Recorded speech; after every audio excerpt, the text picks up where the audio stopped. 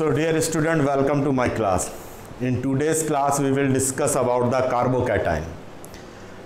तो आज हम देखेंगे कार्बोकैटायन है क्या, ये जनरेट कैसे होता है, इसका फेट क्या है और इसकी स्टेबिलिटी अगर है तो उसका क्या सीक्वेंस है और क्यों है. तो इन बेस पे हम अपने कार्बोकैटायन को डिस्कस करेंगे. तो कार्बोकैटायन एक ऐसी स्पीशीज़ है कार्बन की जिसमें कार्बन की वैलेंसी 3 है और उसके कार्बन एटम पे पॉजिटिव चार्ज है, यानी उसका ऑक्टेट कंप्लीट नहीं है. तो ये मैथोनियम कार्बोकैटायन है, एक एग्जाम्पल है मैथोनियम आयन, जो कि कॉमन एग्जाम्पल है. इसको अगर हम एल्किल के लिए अगर करना चाहें तो एक जनरल रिप्रेजेंटेशन है, सी में तीनों तरफ आर लगा के, ये एक जनरल रिप्रेजेंटेशन है. तो हम यहाँ देख रहे हैं कि जॉर्ज ओला वो थे जिन्होंने इसको इनका नाम कार्बोकैटायन दिया. सेकंड थिंग जो एक जनरल इसकी कैरेक्टरिस्टिक है, ये इंटरमीडिएटरी है बहुत से रिएक्शन का, यानी रिएक्शन जो होते हैं ऑर्गेनिक रिएक्शन उनके बीच में, यानी एज ए इंटरमीडिएट ये प्रोड्यूस होता है. और हम जो स्टेबल है, मोर स्टेबल कार्बोकैटायन, वो सॉल्यूशन में प्रिपेयर कर सकते हैं. कभी कभी हम सॉलिड सॉल्ट में भी कार्बोकैटायन स्टेबलाइज कर सकते हैं. तो स्टेबलाइजेशन के लिए हमें सॉल्यूशन में इसको प्रिपेयर करना पड़ता है. तो जो कार्बोकैटायन है, जब वो इन जनरल अगर पोलर सॉल्वेंट में उसको डिज़ोल्व करते हैं या घोलते हैं या सॉल्यूशन बनाते हैं तो वो फ्री स्टेट में मिलता है इन जनरल पोलर में. अदरवाइज ये एक आयन पेयर के रूप में एग्जिस्ट करता है. तो आयन पेयर के रूप में ये जब एग्जिस्ट करता है तो ये क्लोजली एसोसिएट हो जाता है अपने काउंटर यानी नेगेटिव चार्ज के साथ. तो उस आयन को कॉन्ट्रायन या गैगियन बोलते हैं. तो उसका एक एग्जाम्पल है, ये RF को जब हम एंटीमनी पेंटाक्लोराइड से रिएक्ट कराते हैं तो एक कार्बोकैटायन R+ बनता है और एक नेगेटिव आयन है एनायन SbFc6 बनता है. और ये दोनों एक दूसरे के साथ क्लोजली एसोसिएट होते हैं जिससे कि ये एक दूसरे के साथ रहते हैं. तो या तो ये आयन कॉम्बिनेशन में एग्जिस्ट करेगा या फ्री स्टेट में सॉल्वेंट में एग्जिस्ट करेगा.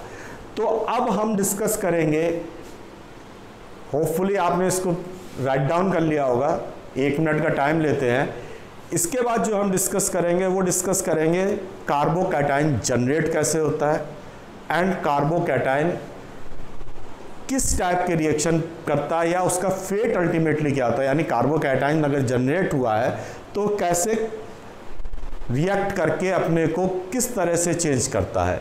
तो उसको डिस्कस करेंगे. उसके बाद इसकी स्टेबिलिटी को भी हम डिस्कस करेंगे. तो अब इसको रब कर देते हैं.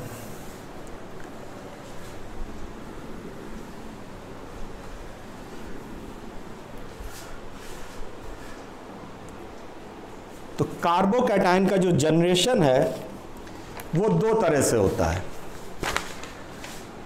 Generation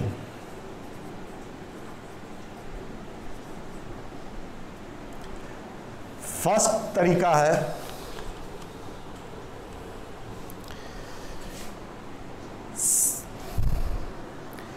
direct ionisation.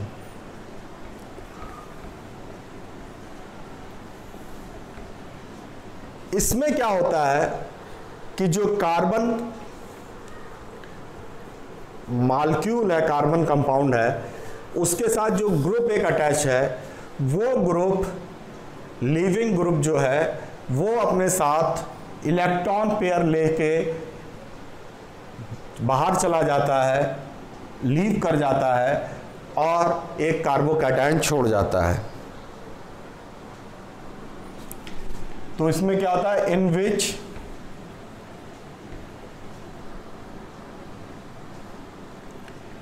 a group attached to carbon atom leaves with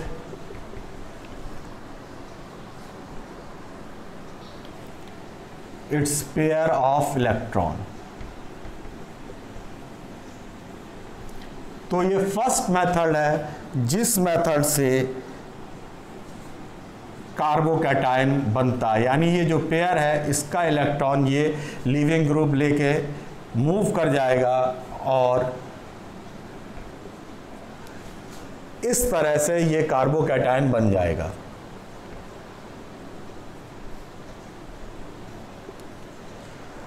दूसरा तरीका है second, A proton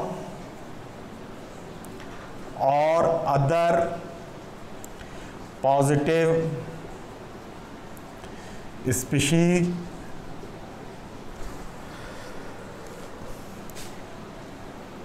add to one carbon atom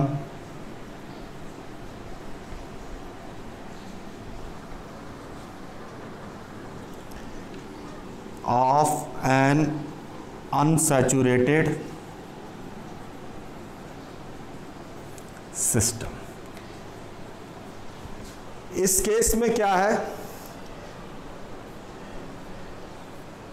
कोई कार्बन है,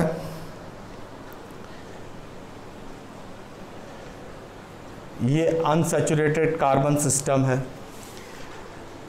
इस केस में जब इस पे इलेक्ट्रॉन ऐड अप होता है, प्रोटॉन सॉरी, तो बेसिकली ये अगर शिफ्ट होती है तो हमें मिलता क्या है, CCZ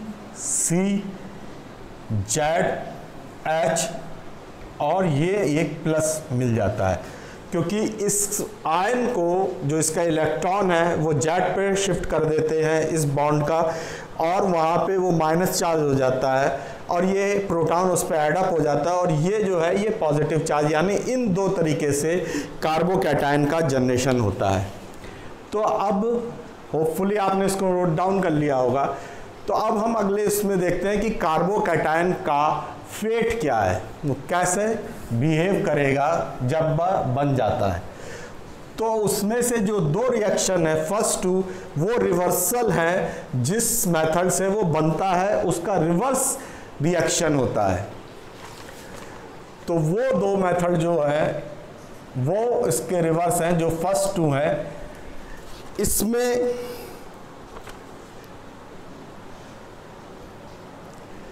फर्स्ट में क्या होगा, में combine with species having electron pair, यानी जब वो सेल्फ आयनाइजेशन में बना तो जो स्पीशी या वो लिविंग ग्रुप जो इलेक्ट्रॉन पेयर ले गया, उसी लिविंग ग्रुप से ये फिर रिएक्ट करेगा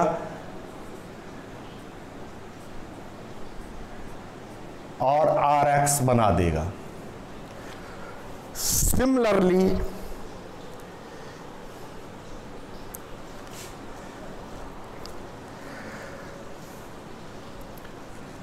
नेक्स्ट केस में इट में लूज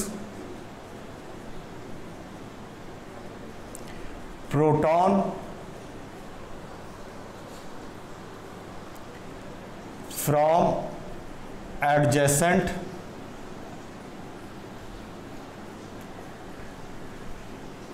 कार्बन एटम। तो ये दूसरा तरीका है जो फेट है इसका कैसे डिसाइड होगा, ये दोनों रिवर्स है। तो इस केस में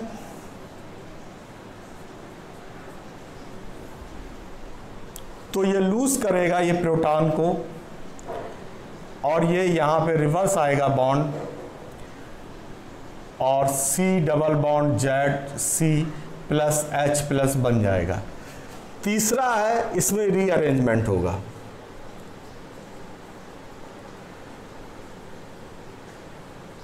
और दूसरा कार्बोकैटायन बनेगा। CH3 CH CH2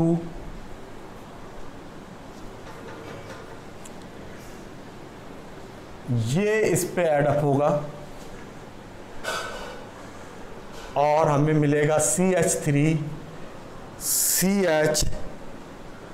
CH3 plus. ये एक और कार्बोकैटायन मिल गया। ये प्राइमरी कार्बोकैटायन जो था वो सेकेंडरी में बदल गया। लास्ट जो है वो इसका रिएक्शन है वो एडिशन रिएक्शन है।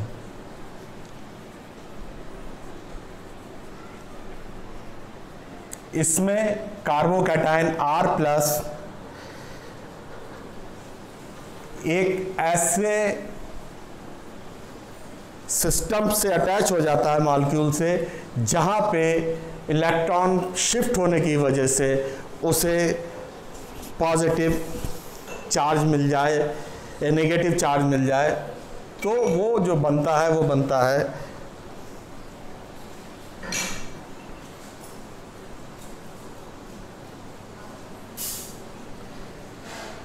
इसमें ये लीव कर जाएगा, यहाँ नेगेटिव चार्ज आ जाएगा, R इस पे अटैच हो जाएगा और इस तरह से इसका फेट डिसाइड हो जाता है। ये तीन हमारे इसके फेट है। अब हम नेक्स्ट में देखेंगे कि ये इसकी स्टेबिलिटी क्यों और कैसे।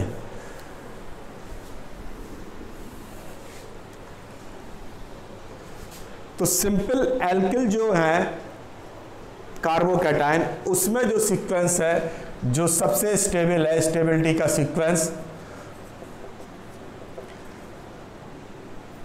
वो सीक्वेंस है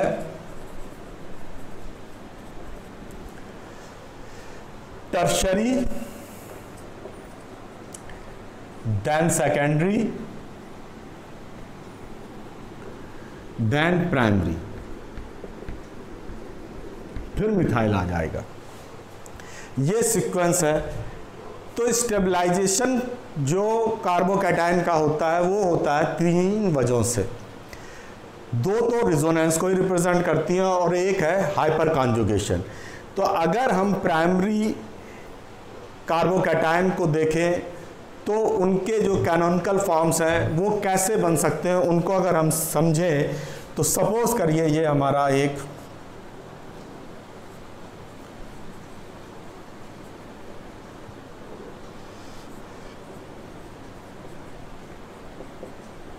कार्बोकैटायन है, प्राइमरी है।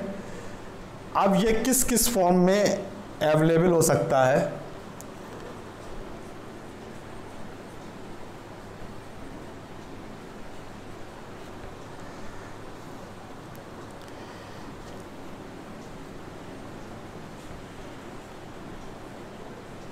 ये एक हाइपर कॉन्जुगेशन है जो एक्सप्लेन कर सकते हैं।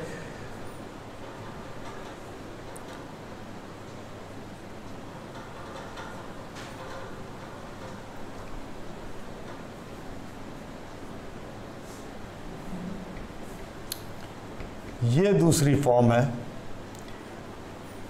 ये दो फॉर्म में हमें सेकेंडरी मिलता है, प्राइमरी मिलता है, लेकिन टर्शरी हमें 7 कैनोनिकल फॉर्म्स में मिलता है। हाइपर कॉन्जुगेशन के अगर हम स्ट्रक्चर लिखना चाहें तो 7 उसके स्ट्रक्चर्स बन सकते हैं। तो हाइपर कॉन्जुगेशन स्टेबलाइजेशन में रोल प्ले करता है, ये प्रूफ होता है। इसीलिए टर्शरी ज़्यादा स्टेबल है कंपैरेटिवली प्राइमरी। तो ये प्राइमरी के लिए था। और टर्शरी के लिए अगर हम देखें R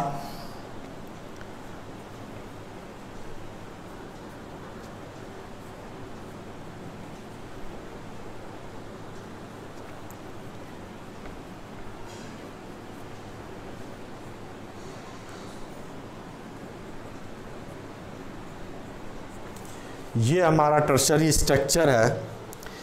इसके जो हमें अवेलेबल हो सकते हैं वो है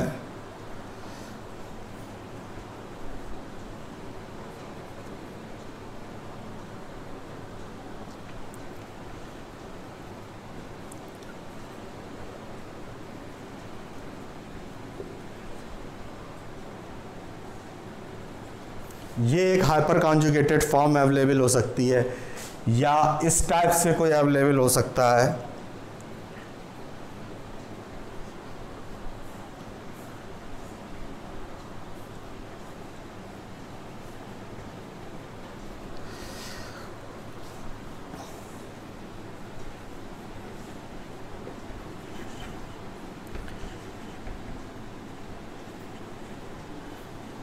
इस तरह से ये 7 फॉर्म अवेलेबल हो सकती हैं, और ये सातों फॉर्म की वजह से जो टर्शरी है वो ज़्यादा स्टेबल होता है प्राइमरी से। तो अब हम इसे रब करते हैं। तो हमने देखा हाइपर कॉन्जुगेशन एक कॉज है स्टेबलाइजेशन का। तो हाइपर कॉन्जुगेशन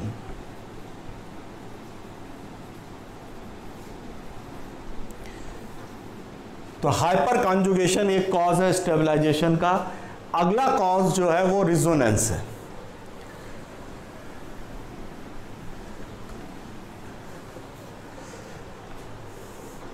तो अगला जो इसका कॉज है स्टेबिलिटी का वो रिजोनेंस है।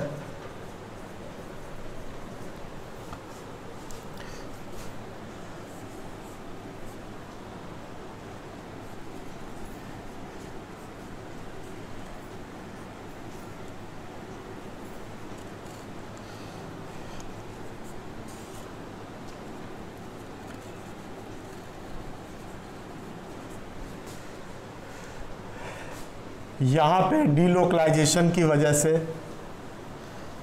अलग अलग हमें स्ट्रक्चर मिलते हैं।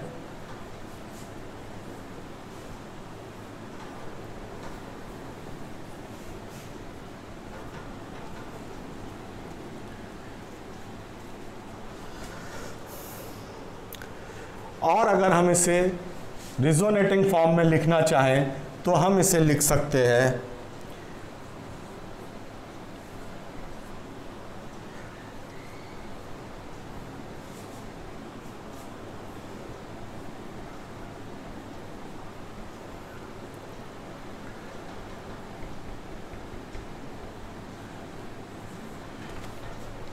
इस वजह से, रिजोनेंस की वजह से भी इसका स्टेबलाइजेशन होता है। और एक स्पेशल क्लास है जिसमें कार्बन एटम जो हमारा कैटायनिक सेंटर है उसके साथ एक हेट्रो एटम जुड़ा हुआ है जिसके ऊपर लोन पेयर है, लाइक ऑक्सीजन, नाइट्रोजन और हैलोजन्स। तो यहाँ जो हमारा कैटायनिक सेंटर है उसके साथ, तो इसको लिखते हैं the presence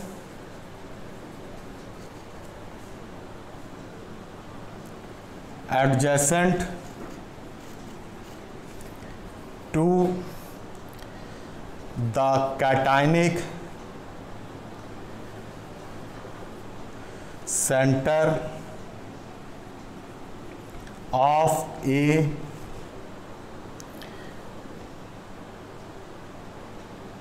hetero atom bearing an unshared pair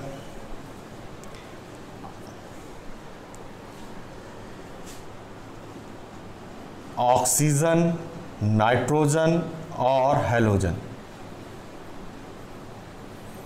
तो एक ऐसा हेट्रो एटम जो उसका कैटोनिक सेंटर से अटैच हो, तो यानी आर सी आर, ये ऑक्सीजन जुड़ा हुआ है इसके साथ, इस पे लोन पेयर है और इस तरह से एक है। तो ये भी रिजोनेंस में आ जाता है। कैसे आता है? ये बॉन्ड शिफ्ट हो जाता है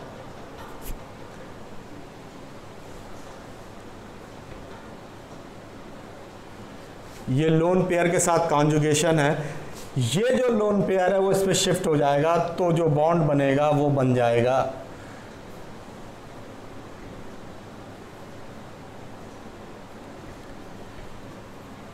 और जो इस पे पॉजिटिव चार्ज था इस कार्बन पे वो शिफ्ट होके अब ऑक्सीजन पे चला जाएगा। तो इस तरह से भी स्टेबलाइजेशन हो जाता है। तो आज का हमारा क्लास यहीं फिनिश होता है। इसमें हमने कार्बोकैटायन को डिस्कस कर लिया है।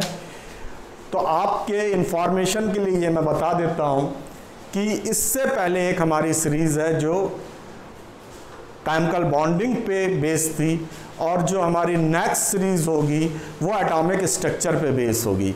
तो dear student, thanks for your cooperation. तो आज के लिए आप सबको थैंक्स।